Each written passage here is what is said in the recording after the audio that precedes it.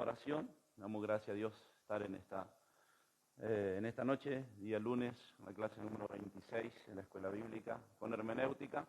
Así que bienvenidos los hermanos que están acá, los hermanos que nos siguen en las redes. Dios les bendiga a cada uno. Hacemos una oración, damos comienzo.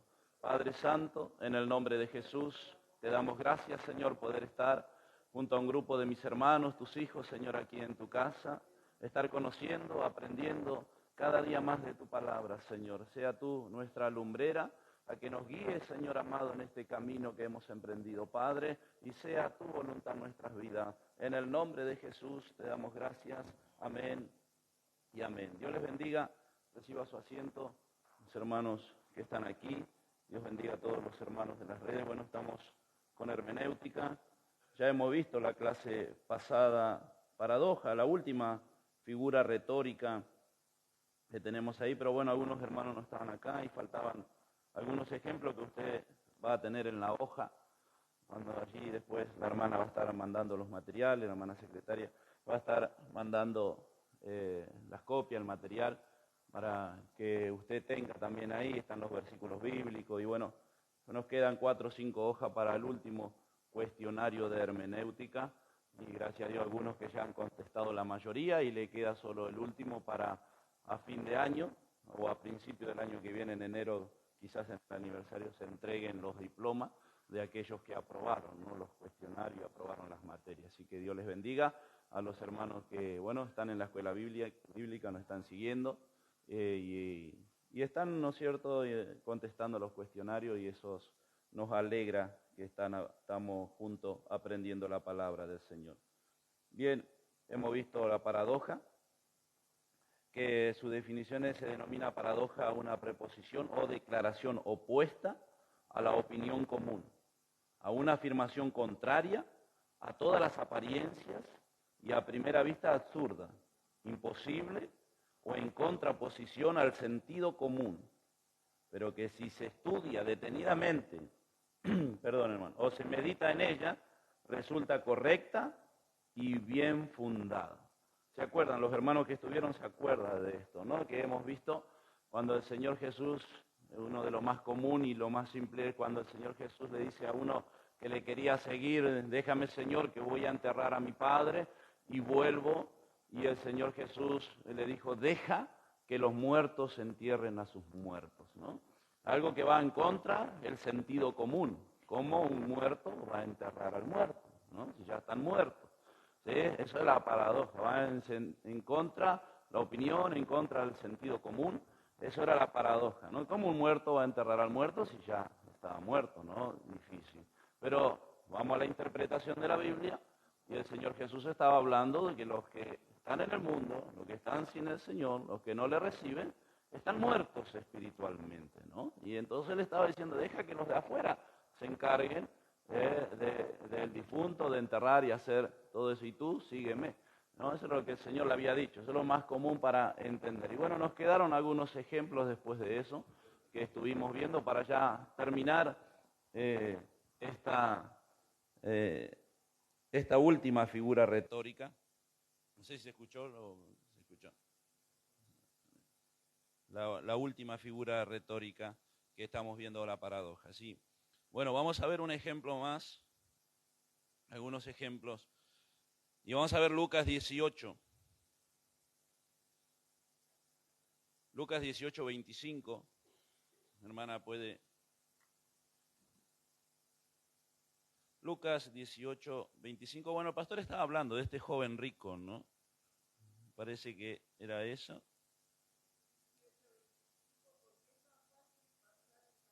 Bueno.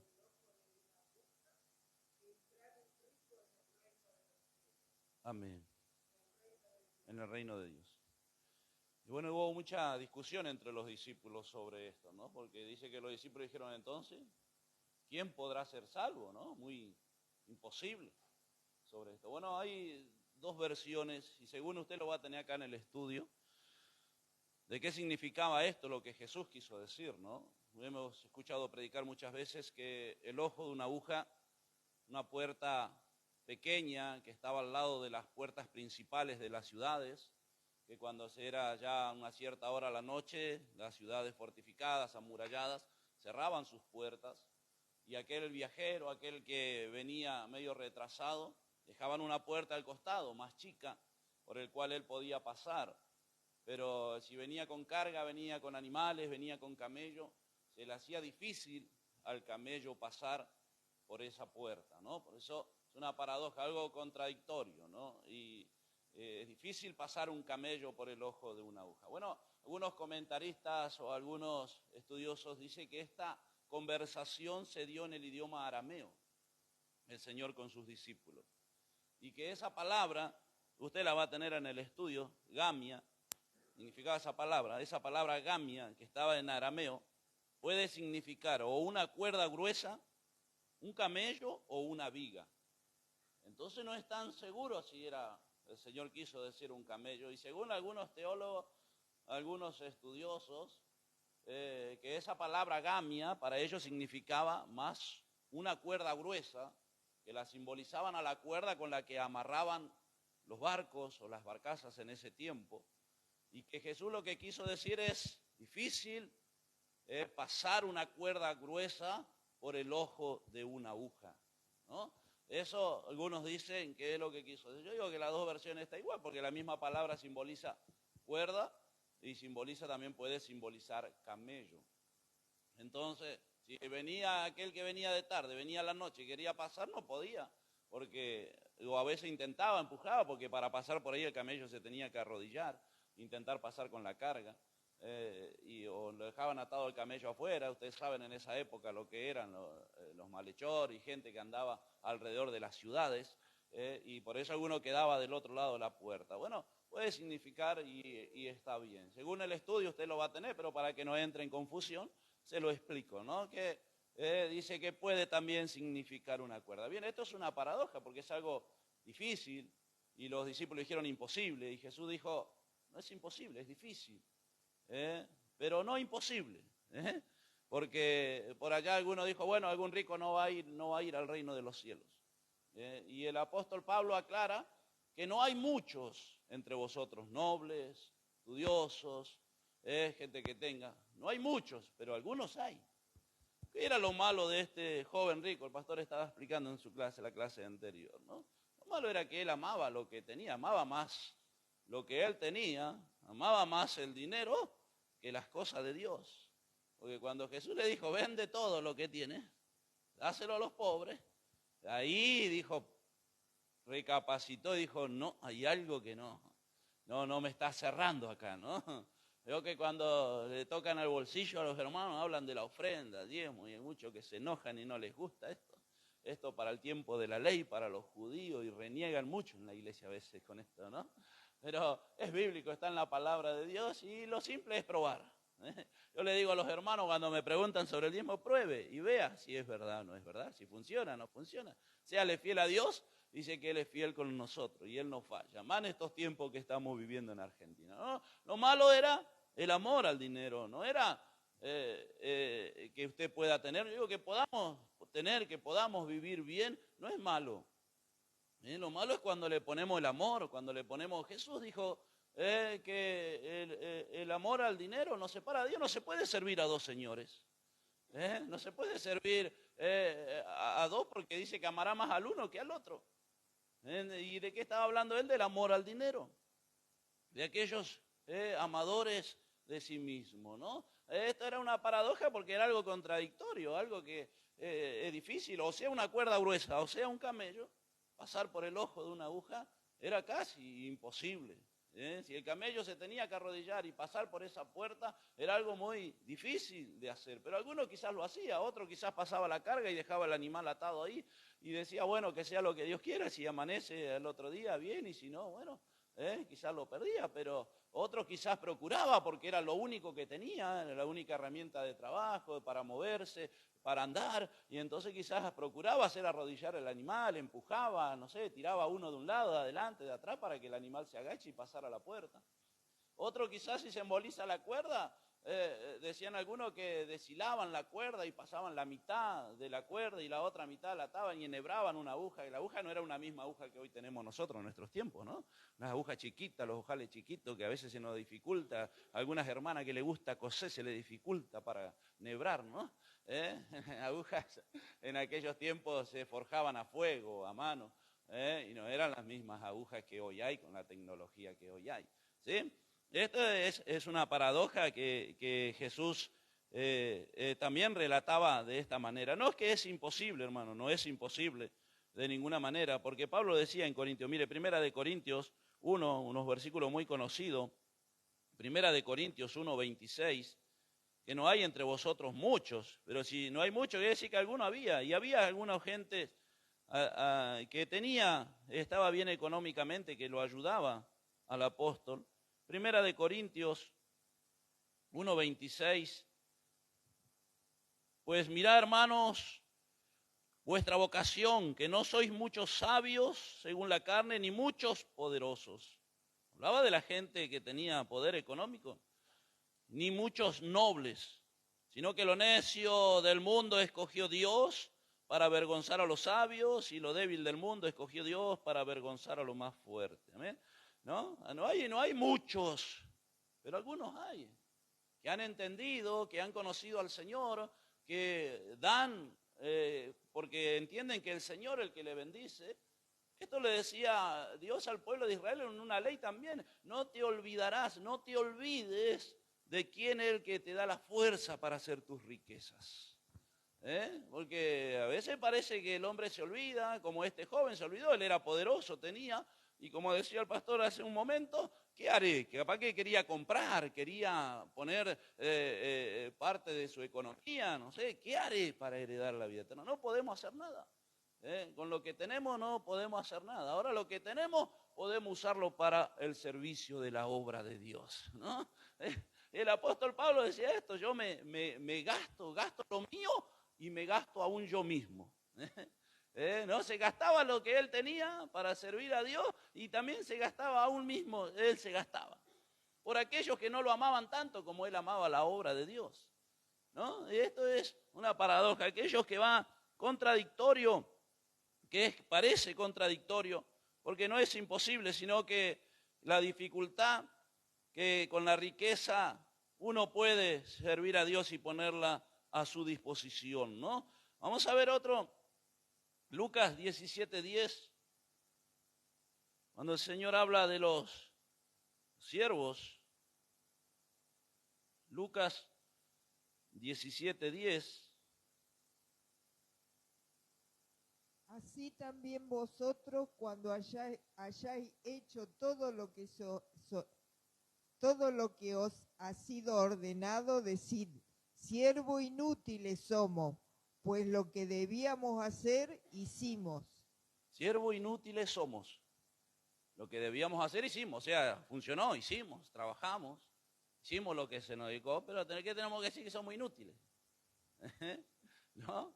Y con esto es algo contradictorio también, porque bueno, algunos toman esta palabra y piensan que los pastores, los siervos de Dios tienen que estar siempre a disposición de la iglesia y tienen que estar siempre dependiendo del hermano, de aquel que no vino, y que el pastor parece que tiene que ser siempre pobre y tiene que andar mal, ¿no? Bueno, cuando el Señor dijo esto, estaba diciendo que no tenemos que nosotros sentir así, ¿no? Que en nuestro interior, que no nos tenemos que dejar ganar por aquellos que se creen, que porque Dios los usa, porque oran y son sanados, porque oran y son bautizados con el Espíritu Santo, que se creen. Porque usted ha visto hoy los que manejan las redes sociales. Yo no manejo redes sociales, no tengo redes sociales. Pero algunos me han mostrado el mismo video de pastores donde van llegando a la iglesia, ya antes que van llegando a la iglesia ya le ponen una alfombra roja, vienen con autos blindados, vienen con guardaespaldas, son millonarios, ¿no? Y le ponen valla como si fueran famosos, y los hermanos de su propia iglesia, porque congregan ahí, no los pueden ni saludar al pastor. El pastor pasa entre medio y va tocándole las manos así, diciendo, no sé, un famoso, y la gente gritando y estando allá al lado, ¿no? ¿Usted qué piensa que cómo está esto en la presencia de Dios, ¿no? Alfombra roja, todo vestido de blanco. Esto es ostentar. Cuando el Señor, ustedes son siervos inútiles, más allá de que hicieron todo lo que se los mandó, todo lo que hicieron. Esto no significa que la iglesia no honre a un buen siervo de Dios, que la iglesia cuide a un buen siervo de Dios, ¿no? Que los honre, porque esto también está en la Biblia, que debemos honrar a los siervos de Dios, porque el obrero es digno de su salario, que viva cómodamente, que viva bien, pero no llenarse de riquezas, de oro, cuando hay tanta necesidad en el mundo, en la obra, de gente que conozca al Señor, de abrir anexos, de predicar el Evangelio. Algunos se quedan en esas iglesias y se hacen multitudinarios y se hacen millonarios.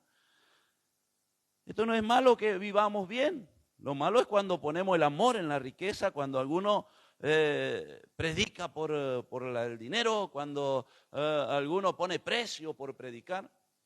Nosotros nos ha pasado que a veces hemos querido invitar a alguno y si nos pone precio, ese no le invitamos. Pero traemos un pastor a veces a nuestras fiestas, a nuestros aniversarios, que vienen a predicar la palabra de Dios, y sabemos que vienen algunos de lejos, sabemos que dejan sus iglesias, sus congregaciones, sabemos que se toman un tiempo para preparar y traer una buena palabra. Entonces la iglesia le reconoce el esfuerzo, el combustible, el peaje, ¿no? Porque es digno de honra el obrero. Jesús dijo esto, ¿no? El obrero es digno de su salario. Y esto es bíblico.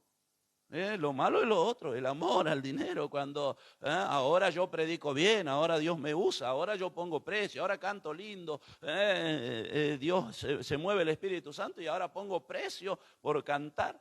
Ahí está, nosotros no invitamos a esa clase de gente, aquellos que nos cobran, nosotros no invitamos, pero sí invitamos siervos de Dios, y si vienen y hicieron un gran esfuerzo, sabemos que son dignos de salario, sabemos que son dignos. ¿No? Y a veces esto es contradictorio, porque algunos lo tienen al obrero allá por nada y otros los tienen allá arriba, ¿no? Allá donde le van a limpiar la casa, le lavan el auto, bueno, una cantidad de cosas como esta gente que le digo que tiene millonada, ¿no? El obrero es digno de su salario y digno de honra, pero nosotros, los siervos de Dios, los que predicamos, los que estamos frente de iglesia, los líderes, que hay pastores que nos miran en las redes, nosotros tenemos que tener ese corazón de que somos siervos inútiles, que lo que hacemos lo hacemos por la misericordia de Dios, porque Dios lo permite que lo hagamos y que de Él dependemos, ¿sí? Eso tiene que estar en nuestro corazón y la iglesia tiene que honrar a aquellos siervos de Dios que son humildes. Mire qué dice 1 Tesalonicenses. Capítulo 5, versículo 12. De esta forma hablaba el Señor en esta paradoja. Primera de Tesalonicenses, capítulo 5, versículo 12. Honrar a aquellos hombres de Dios que te muestran esa palabra. 5:12. Os rogamos, hermanos, que reconozcáis a los que trabajan entre vosotros y os presiden en el Señor y os amonestan, y que los tengáis en mucha estima y amor por causa de su obra. Tened paz entre vosotros. Amén. Que los tengáis en mucha estima, que lo honren, porque están trabajando, porque es una responsabilidad traer una palabra a la iglesia, porque están orando por tu vida, por eso decía que lo honren, que lo tengan en alta estima, por eso ese versículo que leí, que Jesús dijo, ustedes son, aunque hagan lo que se le mandó, porque eso nos mandó el Señor a ser siervo, ustedes considérense siervos inútiles. Algo contradictorio, porque yo hago lo que me mandaron, hice bien mi trabajo, pero ¿cómo no tenemos que considerar siervo inútil? ¿Y qué es un inútil? Alguien que no sabe hacer algo, alguien que no supo hacer su trabajo, ¿no? Alguien que no lo hizo correctamente, cuando te dice inútil, ¿no? Alguien que no sirve. Eso es una paradoja y creo que los hermanos han entendido, los que estuvieron entendidos, los que no estuvieron entendieron que es una paradoja, algo en el sentido que va en contra del sentido común, algo que a veces hasta parece contradictorio, el Señor habló muchas veces de esta manera y nosotros tenemos que tener este conocimiento para interpretar la palabra de Dios y no a veces caer en errores grotescos o usar un versículo y creemos que estamos yendo para un lado y al final era para el otro, no era ese sentido lo que el Señor quería decir. Porque ahora vamos a entrar en hebraísmo. Esa fue la última, y estábamos haciendo un repaso de la última figura retórica, la paradoja. Ahora vamos a entrar en hebraísmo y vamos a ver allá cómo hemos visto en la clase anterior lo que era el hebraísmo, medio por arriba, explicando lo que era en algún sentido. Ahora vamos a entrar un poco más profundamente. El hebraísmo, como nosotros, el argentinismo, el idioma castellano, tiene su forma de hablar. Bueno, el hebreo también tenía su forma de hablar, su manera de hablar. Y cuando vimos en la introducción bíblica que los traductores tomaron los textos literal del hebreo, cuando lo traducen al castellano, cuando lo traducen el idioma, cambia muchas veces el sentido de la palabra. Y eso tenemos que tener en cuenta. Así que Dios les bendiga, han entendido aquí la paradoja, esa es la última figura retórica, y vamos a ver y vamos a entrar en el hebraísmo, en esta noche con ayuda del Señor, hebraísmo. La definición del hebraísmo. Estas son expresiones o giros peculiares del idioma hebreo que normalmente carecen de significado o evocan un concepto erróneo cuando se traducen a otro idioma. Cuando se traduce a otro idioma, ellos tienen una manera de hablar como nosotros. Miren nosotros, nuestras frases o nuestras palabras que muchas veces hablamos. Cuando a veces tenemos una conversación, vemos que alguien se equivocó, que alguien tomó una mala decisión, ¿qué le dice a su marido o a su esposa? Tenés que tener 2 dedos de frente, o a los hijos. ¿Qué significa eso? ¿No? Está en nuestro idioma, ¿no? Tenés 2 dedos de frente. ¿Qué les está diciendo? Tenés que discernir, tenés que prestar atención, tenés que ser más despierto, ¿no? Y le dice, o a los hijos, o al marido, a la esposa, o con quien esté hablando, o con un amigo, tenés que tener 2 dedos de frente, porque usted vio el error, él por ahí no lo vio en el apuro, ¿no? Y eso está en nuestro idioma, pero algunos, los hermanos ahí que viajan a Brasil o que van a otro lado, le dicen, tiene 2 dedos de frente, y el otro se va a mirar la frente a ver si tiene 2 dedos, no sé, si entiende algo el idioma, pero no va a entender nuestra forma de hablar, nuestra manera de hablar. Tengo que hacer cola, decimos nosotros, vamos allá, o va a los supermercados y lo más triste es cuando tiene que hacer la cola para pagar. ¿Y qué se entiende? Pues tenemos que hacer la fila, tenemos que esperar nuestro turno. Habla en otro lado y dice, ¿qué está diciendo este? ¿Qué tiene que hacer? ¿Se entiende? Eso es nuestra manera de hablar. Te doy una mano. ¿Le doy una mano? ¿Qué le estoy diciendo? Ayuda. Le voy a ayudar. No quiero que saque la mano para dársela, ¿no? Es nuestra forma de hablar. Voy al laburo, dicen los hermanos. Algunos otros dicen, ¿qué? ¿A dónde va? Al laburo. Va a otro idioma, se traduce esto al portugués, al guaraní. Y dice, ¿qué es el laburo? El que no conoce nuestra forma de hablar, ¿no? Nosotros sabemos, uno dice, voy a laburar, a la mañana y todos van a laburar, se van a trabajar, porque es nuestro idioma, nuestra forma de hablar acá en nosotros.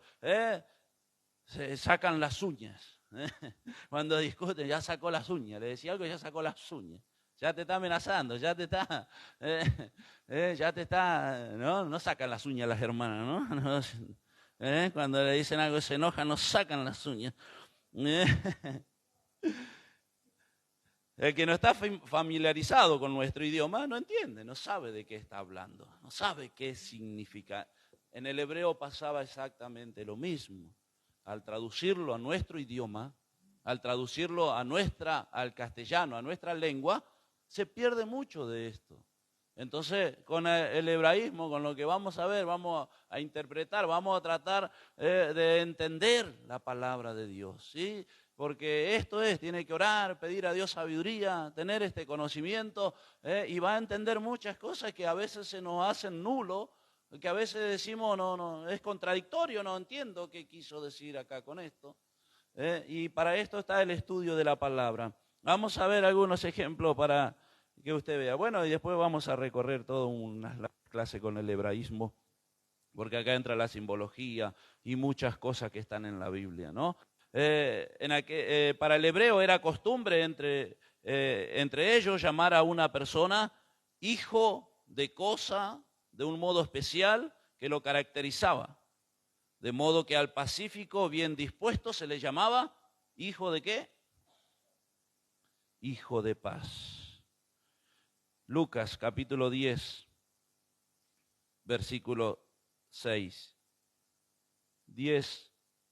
Y si hubiera allí algún hijo de paz, vuestra paz reposará sobre él, y si no, se volverá a vosotros.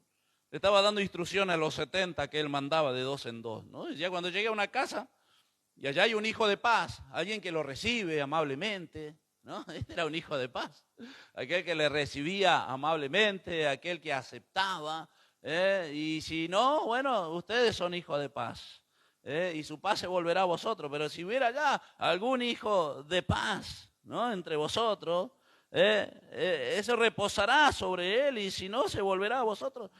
Hijo de paz, estaba simbolizando, caracterizando vio que hay hijos de paz tranquilos, pacientes, amables.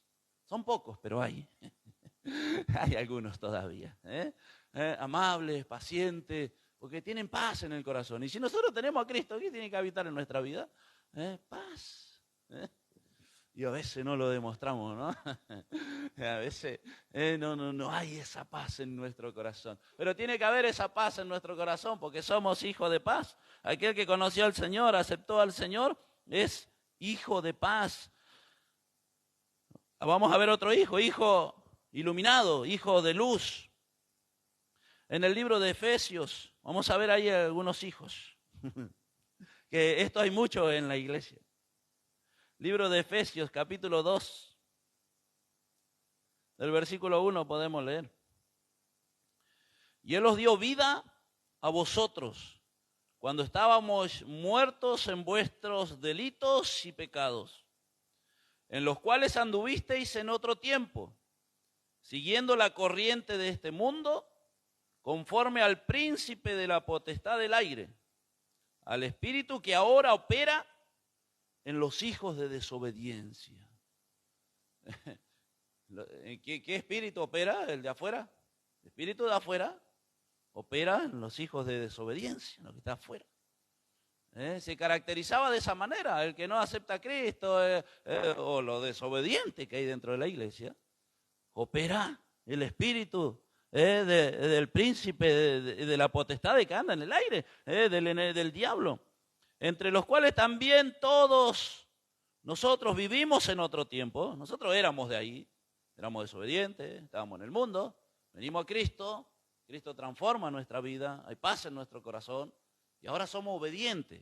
Amén. Más o menos. 1, 2, 1, 2. Ahora somos obedientes. Aquí era la palabra, las enseñanzas. Éramos hijos de desobediencia. Estábamos en otro tiempo con ellos en los deseos de nuestra carne, haciendo la voluntad de la carne y de los pensamientos. Y éramos por naturaleza hijos de ira. Éramos. Ya no. Tiempo pasado, ¿no? Alabado sea el nombre del Señor. Hijos de ira. ¿Quién habla? Aquellos violentos, aquellos que se alteran, aquellos que se enojan por cualquier cosa. No le gustó lo que el pastor predicó y ya se va de la iglesia. No le gustó una palabra, algún hermano que no le saludó, allá en un aniversario no le dieron lugar y ya se enojó, ya se iró y ya se fue también, ¿no? Esos son los hijos de ira, que antes éramos nosotros también. Porque alguno parece que nació y Dios lo escogió del vientre de la madre. Yo como predica alguno, yo fui escogido del vientre de mi madre y ya hijo de paz. Y se olvida que estuvo en el mundo, que anduvo en el mundo, Y el apóstol Pablo decía, nosotros éramos también como él. Mire si él no era irado, si él perseguía a la iglesia, ¿no? Él encarceló a muchos. Él se siente y dice, yo de los pecadores, yo soy indigno de ser llamado apóstol, soy indigno de ser llamado hijo. Él se siente así por lo que él había hecho, porque yo perseguía a la iglesia del Señor, él encarceló a muchos, él no se olvidaba, por eso él decía, nosotros éramos hijos también de la ira. Entonces cuando entendemos el hebraísmo, ¿de qué está diciendo? No está hablando de que había allá una mujer que llamaba ira y era el hijo de la ira, sino que está hablando de los hijos de la ira, de aquellos desobedientes, de aquellos irresponsables, de aquellos que se enojan, de aquellos que no tienen a Cristo en el corazón. Porque cuando tenemos a Cristo en el corazón, somos hijos de paz, de eso somos. ¿Se acuerda de Jacobo y Juan, los más conocidos de apóstoles? Jacobo y Juan. Vamos a ver el libro de Marcos. ¿Cómo el Señor le cambió el nombre? ¿Cómo le puso a Jacobo y Juan? ¿Sabe alguno? Boanerges le puso el Señor. Marcos, capítulo 3 y versículo 17. Algunos el Señor todavía no tiene que cambiar el nombre, ¿no? San Marcos, capítulo 3, versículo 17. Estaba llamando a sus apóstoles. Marcos 3:17, y a Jacobo, hijo de Zebedeo, y a Juan, hermano de Jacobo, a quienes apellidó Boanerges, esto es, hijo del trueno. ¿Qué hijo de qué? De la nube, del trueno, del ruido. ¿Por qué el Señor le puso hijo del trueno? Porque eran alterados, eran aquellos que se llevaban todo por delante, ¿no? Los conoce Juan y Jacobo. En una oportunidad dice que el Señor los mandó a Samaria y le dijo, vayan delante de nosotros y consigan allá hospedaje, consigan lugar donde hospedarnos, donde pasar la noche. Y fueron allá y como eran judíos, y no se llevaban judíos con samaritanos, ¿se acuerdan? No se llevaban. Y dijeron, no, acá no tienen lugar ustedes. Acá no va a haber lugar para ustedes de ninguna manera. Le cerraron las puertas, todo. Y ellos se enojaron. Eran aquellos, todavía el Señor tenía que trabajar con ellos, ¿no? Aquellos alterados, aquellos prepotentes, aquellos que allá iban hacia adelante. Y cuando vino Jesús le dijo, ¿qué pasó? No, nos cerraron la puerta, no lo quieren allá. ¿Por qué no oramos que descienda fuego del cielo y los consuma todo? Miren los siervos de Dios, ¿no? Vamos a orar porque ahí en ese monte Elías había hecho descender fuego del cielo, ¿no? Ahí después hicieron ahí el templo del rey Achad y todo eso. Pero ahí en Samaria, esa montaña de Samaria, ahí era donde Elías había hecho descender fuego del cielo. Entonces ellos recuerdan esa historia de Elías y dice, Señor, ¿por qué no oramos como Elías? Y que descienda fuego del cielo y desaparezcan todos. Aleluya. ¿No? Mire lo que eran. Mire si no eran hijos del trueno. Eso. No hay alguno acá, ¿no? No creo. En las redes ahí no creo que haya ninguno de estos. De esos hijos del trueno. Impetuosos, van hacia adelante. El pastor siempre nos enseña, párese y cuente hasta 10 primero. Cuente allá, pero somos alterados, somos respondones, somos contestadores y a veces, y el Señor los reprende muy duramente, ¿no? El Señor los reprende a ellos muy duramente. ¿De qué pensamientos son ustedes? Yo vine a buscar y a salvar, yo no vine a condenar, ¿no? Y ellos estaban allá y ya, que descienda fuego del cielo, desaparecemos todos porque son gente mala, porque no te quieren recibir, porque no te aceptan. No, creo que haya ahí, ¿no? Hijos del trueno. Ojalá no haya muchos hijos del trueno en esta noche, sino que haya mucho hijo de paz, hijo de luz, como tiene que haber en nuestras vidas, hijo de luz, como tenemos que ser llamados. Mire, volvemos a Efesios, un versículo más, Efesios 5:8. Hijos de luz, Efesios capítulo 5, versículo 8. Porque en otro tiempo erais tinieblas, andábamos en tinieblas, andábamos en la oscuridad, andábamos en el mundo, eso está diciendo, ¿no? No que somos allá, sino que andábamos en el mundo, andábamos en Dios y éramos tinieblas. Mas ahora sois luz en el Señor. Andad como hijos de luz. Por eso nosotros no nos escondemos, por eso nosotros hacemos nuestras reuniones públicas, por eso nosotros tenemos una Biblia, profesamos nuestra fe. ¿Quiénes andan en la oscuridad? Aquellos satanistas, aquellos que andan en las tinieblas, ubandistas, y tantas cosas que usted ve, ellos hacen de noche, ¿no? Usted va a escuchar ahí, si anda por algún barrio va a escuchar de noche. Ellos andan medio escondidos porque son hijos de las tinieblas. Nosotros somos hijos de luz en el Señor Jesús. ¿Sí? Es un hijo de luz, es una hija de luz. Bueno, cuando entendemos el hebraísmo no quiere decir que nacimos de una lámpara. El pastor explicaba recién de cómo somos engendrados. No quiere decir que nacimos de la corriente, de una lámpara, de una linterna. No está diciendo que somos, sino que porque Cristo está en nuestra vida, andamos en luz. No nos andamos escondiendo, no andamos ocultando, andamos en la verdad. Eso es ser hijo de luz. No tenemos necesidad de andar ocultando. Yo digo algo tan simple que a veces es el celular. En la casa, ¿no? El marido tiene 2 o 3 claves, que nadie le desactive el teléfono. La mujer otras claves. Nadie toca su celular. Los hijos otra clave. ¿No? Pero el que anda en luz no tiene nada que esconder. El que anda en luz puede dejar su teléfono, puede atender a su hijo, puede atender a su esposa, puede mirar. ¿Por qué? Porque anda en luz. No tiene nada que esconder. El que anda en tiniebla, esconde.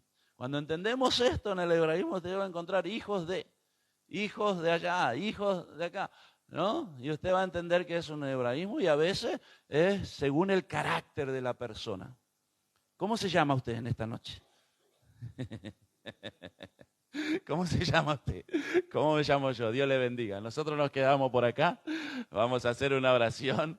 Los hermanos tienen que viajar y bueno, vamos a continuar la próxima clase con hebraísmo y vamos a ver los símbolos que hay en la Biblia, lo que significa esos símbolos. Bueno, vamos a ver mucho, vamos a aprender mucho y va a ver que vamos a tener luz.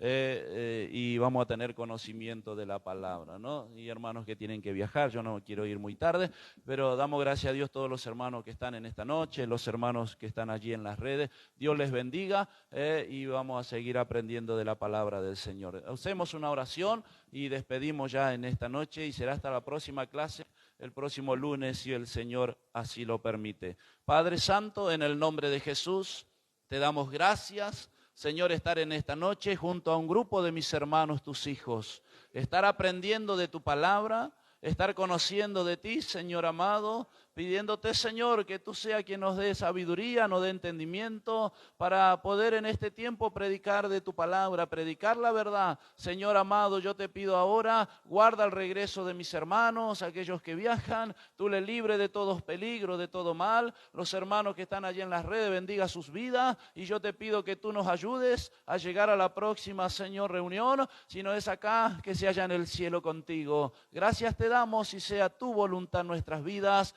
Amén y amén. Dios les bendiga a los hermanos. Aquí nos volvemos a reencontrar el próximo lunes, si Dios así lo permite.